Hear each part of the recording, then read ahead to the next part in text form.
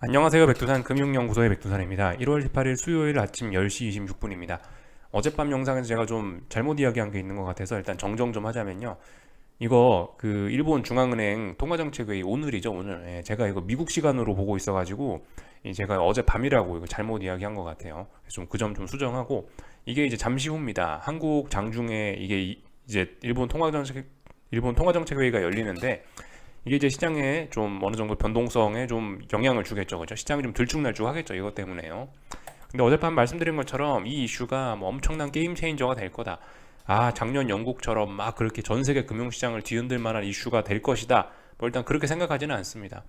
뭐 물론 가능성은 있겠죠. 가능성은 뭐 일본에서 이렇게 하면은 뭐 이게 금융위기로 연결될 수도 있다. 뭐 일본 정부가 망할 수도 있다.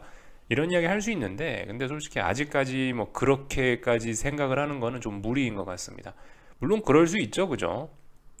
일본이 이번에 까딱 잘못해서 금융위기의 씨앗이 돼서 얘가 금융위기를 일으키고 일본 정부가 망하고 그럴 수 있어요. 근데 이제 지금 당장은 이제 그럴 가능성은 없고 지금은 이제 그냥 뭐 딱히 눈에 잡히는 딱히 뭐 손에 잡히는 그런 게 없으니까 그런 생각까지는 하면 너무 무리한 거다라는 이야기 좀 일단 드리고 싶습니다. 물론 지금 일본 중앙은행의 이런 이슈가 위기로 번질 만한 가능성은 있습니다. 예를 들면 이런 점들.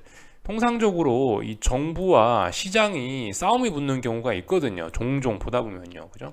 이 정부가 지키고 싶은 선이 있는 거고 시장은 가끔가다 그 선을 넘어가고 싶어 하는 때가 있거든요.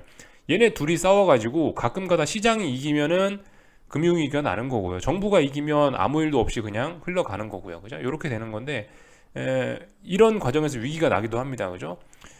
지금 그래서 이제 그런 차원에서 이제 우리가 봐야 되는 게 뭐 예를 들면 홍콩 같은 거, 홍콩 폐그제, 홍콩 정부가 자기네들 외환보유고를 들어가면서 열심히 방어하고 있잖아요. 환율 몇 홍콩 달러 이상으로 올라가지 못하게 상한선 딱 정해놓고 있죠. 이런 게 붕괴되면 위기가 날 수 있다.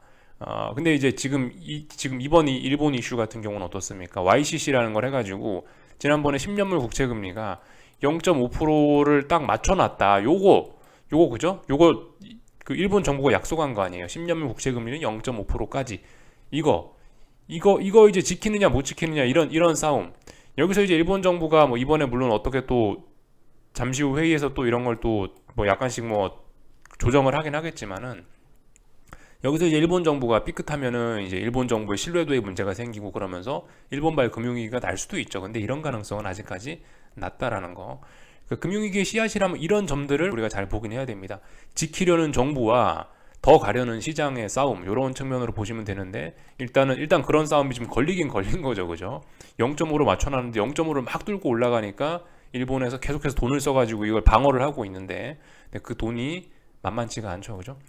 물론 일본 같은 경우는 이제 준 기축통화국이기 때문에 막 돈을 찍어내서 이런 거 솔직히 막자면 이론적으로 막 막을 수도 있기 때문에 솔직히 뭐 그런 점들이 있어서 이게 일본발 금융위기나 이런 거는 막 너무 극단적으로 생각하기는 좀 어려울 수 있다. 일본 이슈는 일단 뭐 가볍게 보는 게 좋을 것 같다라는 거. 사실 뭐 가장 중요한 건 제 생각에 환율이라고 생각해요. 환율. 이 영국 이슈 작년에 영국 망한다 그랬잖아요. 영국 재정 정책 이상하게 써가지고 영국 그때 망한다 그랬을 때 어땠어요? 영국 파운드화가 막 엄청나게 올랐잖아요. 그러니까 그 같이 절하가 됐죠, 그죠? 그런 것들 생각해 보시면 지금은 어떻습니까? 지금 일본 엔화 어때요? 강세예요. 일본 엔화 강세.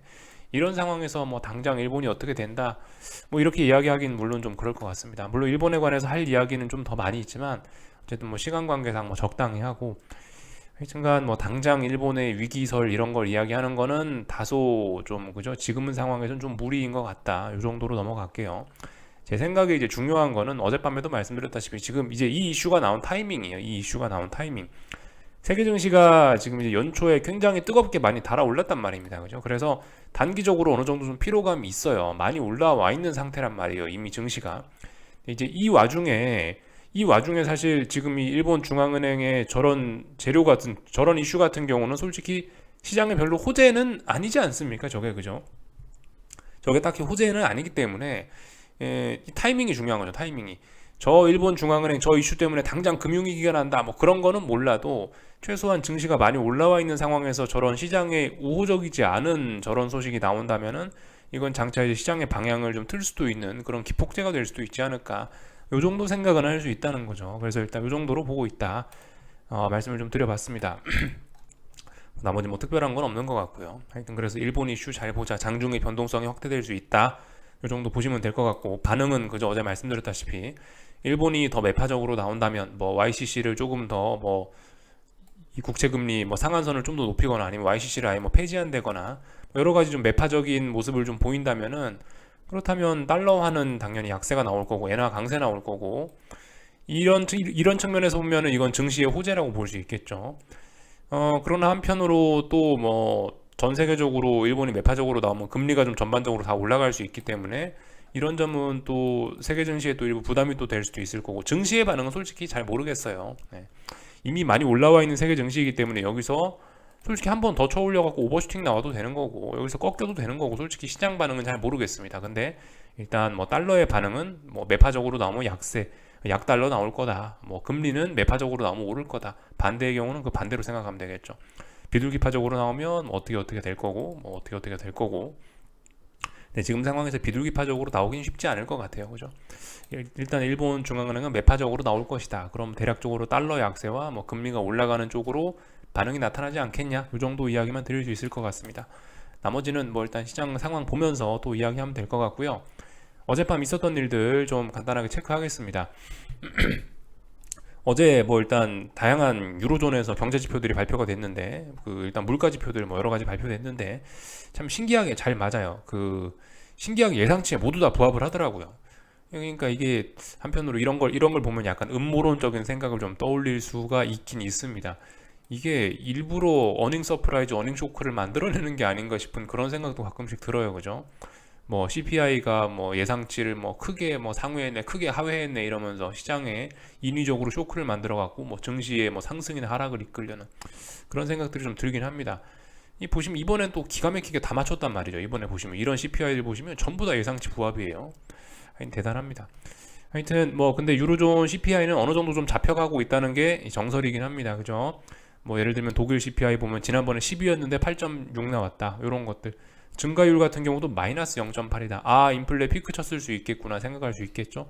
근데 이제 그럼에도 불구하고 이제 유로존 같은 경우는 그래도 더 긴축해야 된다라는 게 좀, 네, 그런 게 좀 정설입니다. 유로존 같은 경우는 뭐 추가로 뭐 150bp는 금리를 더 올려야 된다. 그런 이야기가 주 초부터 많이 나오긴 하더라고요.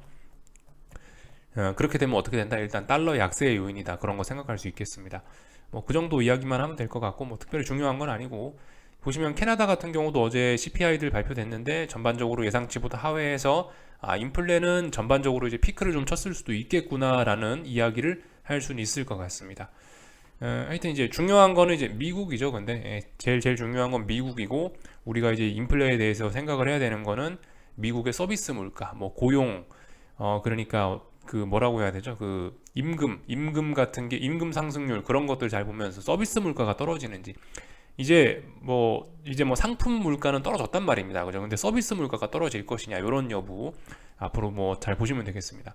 특별한 거 없었고요. 뭐 그래서 이 정도 보면 될 것 같고, 뭐 영국 같은 경우는 고용 지표들 나왔는데 여전히 좋다. 아, 영국 고용 지표 좋다. 영국 긴축해야 된다. 이런 이야기들이 계속해서 나오고 있습니다. 하여튼 뭐 그 정도 살펴보면 될 것 같네요. 하여튼 요즘에 이 고용 지표들이 이렇게 잘 나오고 있는데요. 참 고용 지표가 아니고 물가 지표들이 이렇게 적당히 좀 잘 나오고 있는데, 이 지나가면서 안 그래도 어디서 저도 그 소문을 들어서 요걸 좀 찾아보게 됐는데, 이게 이제 CPI 산정하는 미국 기관이거든요. 참고로 보시면은 그 CPI 산정 기준을 바꾼다라고 합니다. 지금 CPI 산정 기준을 바꾸면은 어떻게 되겠어요? 가뜩이나 좀 인플레가 지금 떨어지고 있는데, 인플레 산정되는 기준을 바꿈으로 인해서 제 생각에 인플레가 또 올라갈 가능성은 낮을 것 같거든요. 이게 뭔 내용이냐면은 그 2년치 자료 집계하던 거를 1년치만 집계하겠다. 라는 겁니다. 그러니까 인플레 지표인데 이게 이제 뭔 이야기냐면, 지난번에 2년치를 집계해서 발표를 했단 말이죠. 그러니까 지난 2년치와 비교해서 이렇게 해서 결과를 냈단 말이죠. 근데 이번 같은 경우는 이제 그 정책을 바꾸는 게 최근 1년치만 반영하겠다라고 지금 정책을 바꾸고 있다는 겁니다. 최근 1년치만 하면 나타나는 효과가 뭐겠어요? 아무래도 이 구간에선 인플레가 좀 덜했고 작년 1년은 인플레가 심각했으니까 요거 두 개 섞어갖고 인플레 발표하면은 최근에 인플레가 높게 나타나는 경향이 있을 텐데, 만약에 이제 이번에 정책 바꿔서 최근 1년치만 인플레를 집계하면 최근 1년은 인플레 엄청 높았잖아요. 최근 1년치만 비교하면 당연히 이번에 앞으로 발표되는 인플레는 좀 낮게 발표될 가능성이 있겠죠. 그러니까 이제는 그 CPI 산정 기준까지 좀 건드리고 있는 것 같더라고요. 이런 걸 보면서 드는 생각이, 인플레는 어쨌든 간 이제 피크를 쳤을 가능성이 좀 높긴 높겠구나. 얘네가 정책까지 바꿔가면서 인플레와 싸우겠다고 그렇게 노래를 부르고 있는데, 아무래도 인플레가 이런 상황에서는 더 높아지긴 좀 어렵지 않겠냐라는 생각을 좀 해보긴 했습니다. 이 정도 참고만 하시면 될 것 같고, 여기 써 있는 내용 해석해 드린 거예요. 여기 써 있는 내용 2년치 반영하다가 1년치만 반영하겠다라고 말을 바꾼 겁니다. 요거 뭐 참고만 하시면 좋을 것 같고, 하여튼 뭐 그 전반적인 내용들 봤고요. 어젯밤에 실적 발표 있었거든요. 요거까지만 보면 될 것 같습니다. 골드만삭스하고 모건 스탠리 등등 얘네들이 실적 발표를 했는데, 골드만삭스가 좀 물 말아 먹었고요. 모건 스탠리가 좀 잘 나왔습니다. 그래서 이런 것들이 좀 시장 분위기에 좀 악영향을 좀 미쳤겠다 싶죠. 그죠? 골드만삭스는 물 말아 먹었고, 모건 스탠리는 그럭저럭 잘 나왔으니까 한 종목은 폭락하고 한 종목은 뭐 급등하고 이러면서 시장 분위기가 혼조했다, 이렇게 볼 수 있겠습니다.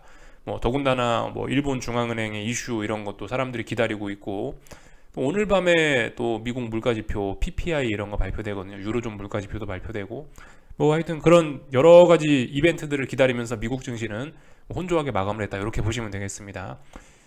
좀 지도를 좀 보시면 좋을 것 같은데 굉장히 혼조하죠, 그죠? 빨간색과 초록색이 이렇게 골고루 잘 섞여 있는 것도 오래간만이고, 어제 실적 물 말아먹은 골드만삭스는 6% 폭락했고, 실적 잘 나온 모건 스탠리는 저기 5.9% 상승 마감했고요, 그죠? 이런 모습들 볼 수가 있겠습니다. 전반적으로 하여튼 분위기는 좀 안 좋았다라는 거.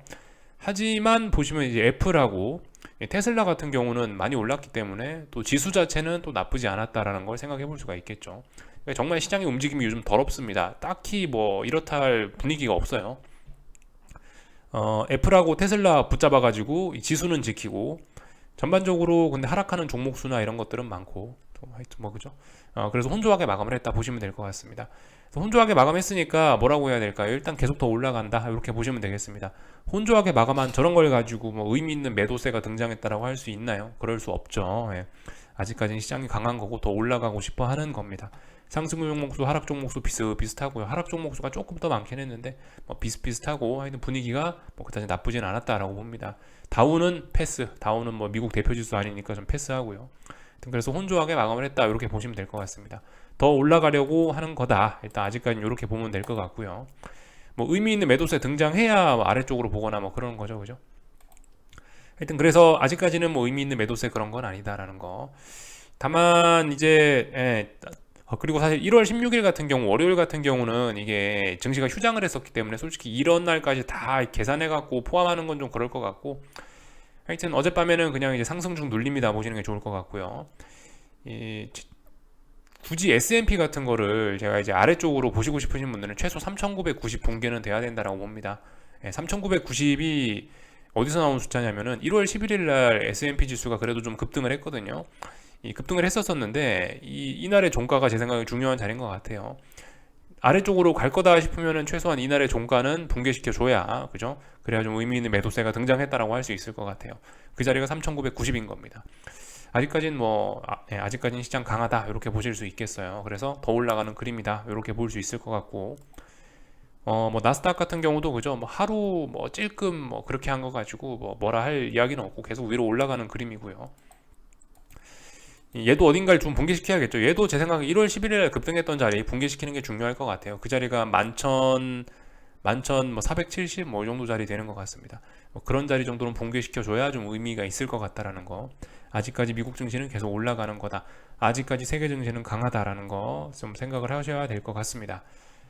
나머지 뭐 할 이야기는 없는 것 같고, 대부분 어제 다 이벤트들 기다리면서 뭐 달러도 적당히 뭐 횡보하고, 금리도 좀 옆으로 벨벨벨 기고, 뭐 특별한 일이 없었습니다. 그냥 시간만 보내고 있다, 시장이. 뭐 이렇게 볼 수가 있을 것 같고요. 한국 증시 좀 이야기하자면은 뭐 일단은 하락하고 있네요, 그죠? 삼성전자 보시다시피 지금 이제 좀 위쪽에 저항을 쌓은 모습입니다.